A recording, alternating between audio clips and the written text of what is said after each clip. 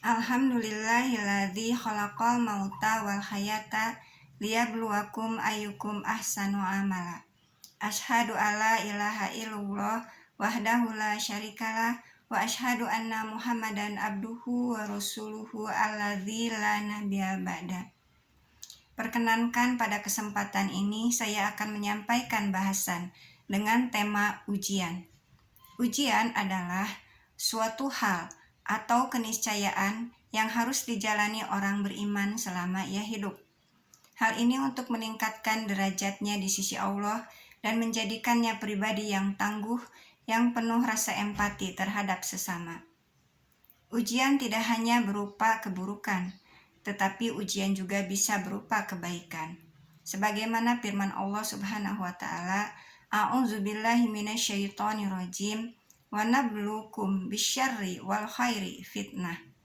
Kami akan menguji kamu dengan keburukan dan kebaikan sebagai cobaan yang sebenar-benarnya. Al-Anbiya ayat 35. Banyak sekali orang yang diuji dengan kebaikan merasa dirinya tidak sedang diuji.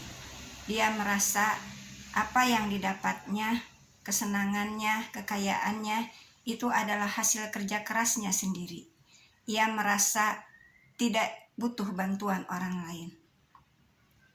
Hal ini akan menyebabkan dirinya menjadi orang yang egois, yang angkuh, dan tidak mempunyai rasa empati terhadap sesama. Tetapi bagi orang yang beriman, tentu saja kesenangannya, harta kekayaannya, rizkinya, itu merupakan ujian. Itu adalah titipan dari Allah, yang suatu saat nanti Allah tentu akan mengambilnya kembali. Dan sebelum saatnya tiba, orang beriman akan menafkahkan rizkinya di jalan yang diridhoi oleh Allah. Ia akan menjadi orang yang penuh empati terhadap sesama. Ia akan menjadi orang yang selalu bersyukur. Hal ini yang disebutkan oleh Rasulullah, bahwa orang ini adalah orang yang beruntung di dunia dan di akhirat. Al-Hadis. Tetapi memang banyak di antara orang yang mendapatkan ujian kesulitan atau keburukan. Ujian, keburukan, atau kesulitan disebut juga dengan musibah. Musibah adalah sesuatu yang kita tidak sukai, sesuatu yang membuat kita terluka, sesuatu yang membuat kita sedih. Contohnya, akhir-akhir ini sudah hampir 1,5 tahun pandemi COVID-19 melanda negeri kita. Karena pandemi ini, banyak sekali orang yang kehilangan pekerjaannya, kehilangan kesempatannya, kehilangan waktunya, bahkan kehilangan anggota keluarganya. Banyak di antara mereka yang merasa kesakitan, banyak di antara mereka yang kesulitan, banyak mereka yang akhirnya berputus asa.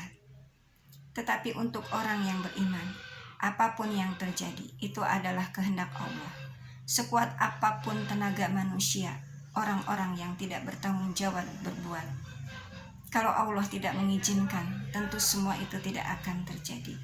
Sebagaimana firman-Nya, Ma as-soba min musibatin illa biidnillah, wa man yu'min yahdi qalbah, wallahu bikulli syai'in alim. Tidak sesuatu pun yang menimpa seseorang kecuali dengan izin Allah. Barang siapa yang beriman kepada Allah, Allah akan memberikan petunjuk ke dalam hatinya. Dialah Allah yang Maha mengetahui terhadap segala sesuatu. At-Taghabun ayat ke-11. Oleh karena itu, apa yang terjadi kepada kita, tentulah itu adalah kehendak Allah. Mendekatlah kepada Allah. Apa yang dari Allah tentu saja akan kembali kepada Allah.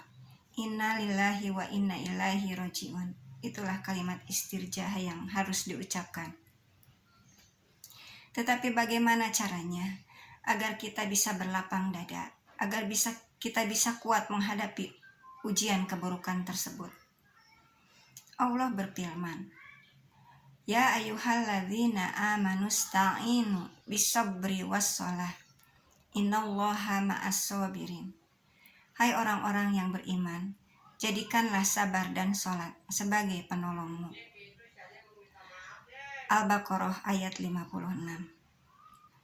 Nah, ketika kita diberi kesulitan atau ujian apapun atau musibah apapun, itu asalnya dari Allah.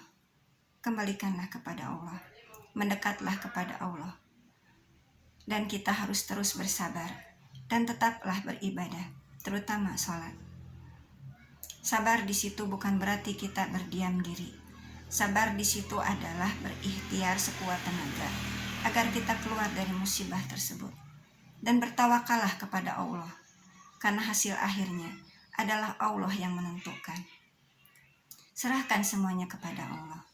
Dan ingatlah, Allah tidak akan menguji seseorang dengan ujian yang orang tersebut tidak sanggup untuk menanggungnya. Itulah yang bisa saya sampaikan. Mohon maaf atas segala kekurangan dan kesalahan. Rabbana la tu'akhidna in nasi'na aw akhtana. Rabbana wa la tahmil alaina isran kama hamaltahu 'alal ladzina min qablina. Rabbana wa la tuhammilna ma la taqata lana bih wa'fu anna waghfir lana warhamna anta maulana fangsurna 'alal qaumil kafirin. Rabbana atina fid dunya hasanah wa fil akhirati hasanah wa qina azabannar. Aqulu qawli hadza wa astaghfirullah li wa lakum. Wassalamualaikum warahmatullahi wabarakatuh.